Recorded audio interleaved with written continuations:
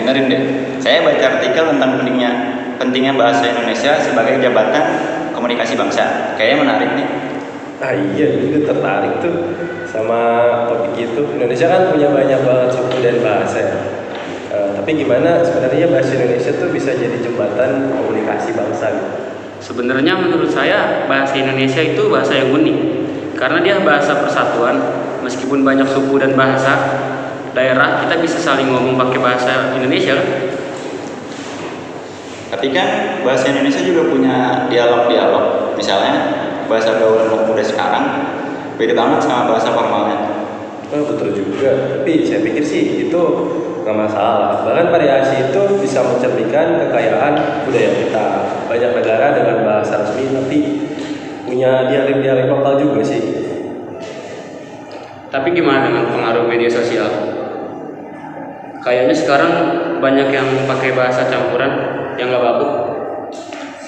Benar juga sih, tapi menurut saya itu sebenarnya bagian dari dinamika perkembangan bahasa. Bahasa nggak statis, dia selalu berkembang sesuai dengan perubahan zaman. Tapi tetap kita harus jaga keaslian bahasa Indonesia. Jangan sampai jadi kayak bahasa Indonesia bahasa daerah yang bisa jadi bahasa Indonesia tuh membuat punah bahasa daerah. Jangan kayak gitu. Iya, benar. Mungkin perlu ada kesadaran diri kita semua untuk selalu menggunakan bahasa Indonesia dengan baik dan benar.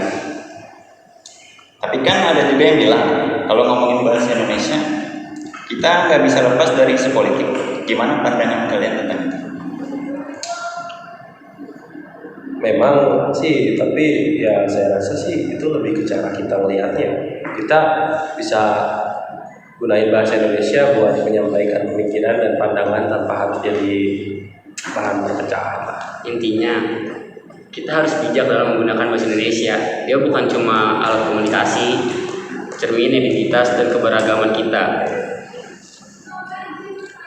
Setuju sih. Jadi gimana nih kita bisa awareness tentang pentingnya bahasa Indonesia ini?